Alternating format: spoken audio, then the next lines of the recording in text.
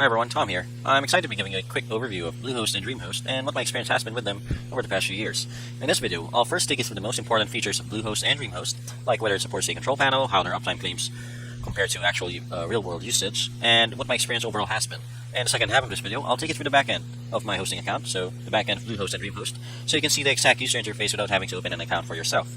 I'll also let you in on the pricing structure of Dreamhost and Bluehost and whether there are any available discounts for you. So, if you're wondering how Dreamhost compares to Bluehost, I'm about to explain that, but first, I'd like to give you a bit of background about myself. So, like I said, my name is Tom, and I've been working online since 2012, and I have run several businesses over those years, and because of that, I've had to use a variety of different web hosting solutions over those years. I mean, like, a diversified variety of web hosting solutions, which you may or may not know about, some of it you may be familiar with, but a little secret I learned is that every single one of them, if not all, belong to a single company called Endurance International Group, or EIG, which is a huge conglomerate that controls a lot of web hosting solutions right now. So the way they operate is they acquire small independent web hosts and then bring them under their umbrella to operate. So you may be familiar with HostGator, Arvex, A Small Orange, and dozens more of today's web hosting solutions are under EIG's umbrella. And I want you to know this because it often means that there's not much difference with regards to how they function, how they host your sites, but most likely the difference would be the pricing from those options. And really, you're going to be looking at a few things. So let's go into pricing. Now, personally, I'm a bit of a cheap person, and I don't have that much funds, so I like to get a deal whenever I can. So let's go to Bluehost first. Bluehost retails, as they claim, starts at $2.95 a month, and you'll see the asterisk over here, and you'll see why in a bit. So this is their pricing table. So for the basic web hosting plan, so shared web hosting over here, that's $2.95 a month, which is normally $7.99. But I did some more digging, and you see here for the pricing table that $7.99 is actually for the 36-month term plan. So really, this $2.95 applies if you're a first-time purchaser over here, promotional price, and if you're doing it for the 3-year period.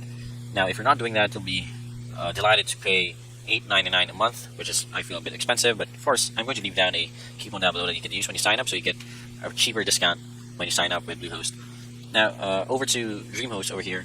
They say they start at $2.59 a month, which is pretty decent, I'd say. So let's go to WordPress hosting over here, and you'll see here that they start at $2.59 a month for annual hosting. So that's going to be a 1-year subscription. But if you decide to be on a monthly hosting basis, that's going to be $5 a month. So still a tad cheaper than Bluehost, but I'll also leave a coupon discount below that you can use if you so decide to go with Dreamhost.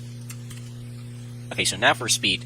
If, let's say, for example, you have 1,000 visitors that visit your site every day, I would highly recommend going with WPX hosting, which I'll leave a link down below for the discount. But if you don't have thousands of visitors for your site, then Dreamhost will do just as fine for your needs. Now, for control panel, both Bluehost and Dreamhost support a control panel that you can use, very intuitive. For customer support, both of them have been very reliable and responsive with regards to my queries. So, in times, they would go above and beyond what I would need, and they get the matters resolved right away. So no long queue times. If you need an actual person to respond to your query right away, they have someone in charge of that, and it's a support team that you can get in touch with easily. No hassle over there.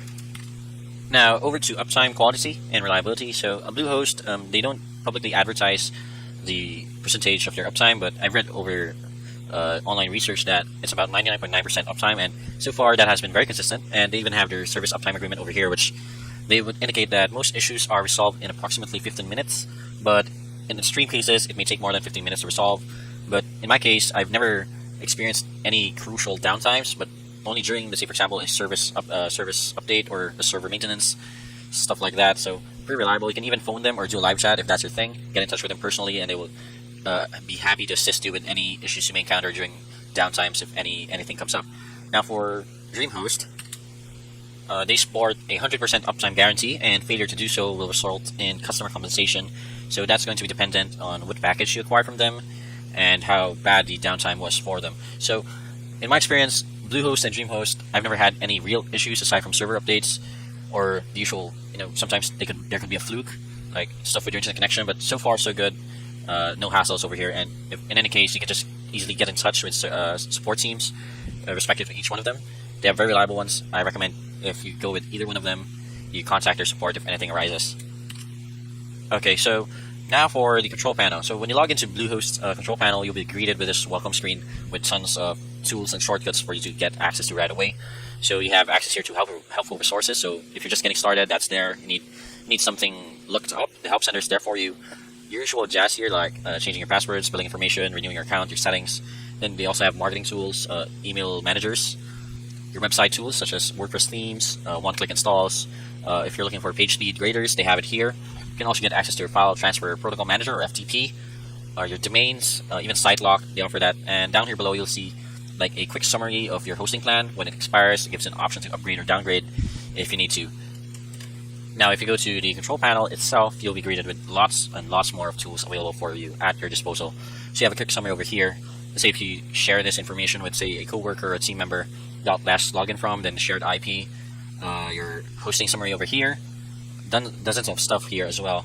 So you have G Suite, mailing list, domain managers, files, FTP. You even have statistics over here, your bandwidth consumption. You can also do upgrades if you need to.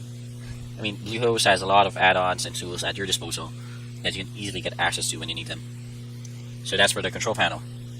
When you click over to performance, you'll see quick statistics for disk usage and then your bandwidth usage as well. So this one's pretty straightforward, not much to discuss over here. Now when you click into the email tab, you'll have options here for setting up your own email account, forwarding, autoresponders for visitor emails, your configurations, spam filtering as well. So most of the stuff you need for setting up your hosting email is here. Now when you click onto website, you can also get access to website tools such as WordPress integrations and installations if you use that, which is a no-brainer for me. Concrete 5, Weebly. You can even have access to Magento, Drupal, which are very powerful tools and frameworks for your websites. If you build your own, you have access to your FTP here. Just have to set that up. And that's it for the website. Alright, so that was for the hosting options. Now if you go over to the domains over here, I totally skipped WordPress tools because that one is pretty straightforward. For domains, you'll have access to your list of domains over here, a quick summary, how many you have, which ones are about to renew, which ones are about to expire. You can also transfer subdomains, add other domains to your account, re-register, or add some more. So those are your options for domains. And finally, for the add-ons tab now. For the add-ons tab, you'll get access to a lot of add-ons Bluehost has available for you. So Bluehost tools, CodeGuard, SiteLock, WordPress Live, SSL certificates, which are a necessity nowadays, dedicated IP for to defend against blacklists, and G Suite even. So these all come at a price, so depending on your needs, you may have to spend a bit more for those that you require. Now for your account, I won't go into that any further because that one's just for the settings of the hosting account anyway. Okay, now for Dreamhost's control panel or web panel over here. This one I feel is a much more cleaner design overall, a much more simple approach. So you have all your items here on the left. You have access to your domain, so registrations, managing them, transferring. If you need secure hosting or one-click installs, they have that. They have their own flavor of a WordPress integration named Dreampress, which you can look into further. You have options for your mail similar to Bluehost, so you can manage your web mails, filter for spams, manage your automated responses for visitor emails. You can also check your billings over here. So managing your account is pretty simple. If you need to make payments or do automated payments as well, that is also possible with Dreamhost. You can also check your bandwidth and disk usage if you want to monitor that and not go over your limits. Virtual private servers available, dedicated servers as well. They even have a website builder which you can get into if you're trying to create a site very quickly. Cloud services are here. You can also refer this to your friends and clients that are looking for other hosting solutions, so they can get that for less. You can manage users, so if you're sharing this hosting account with, let's say, a team member or you're running a project management team, this is very easily done.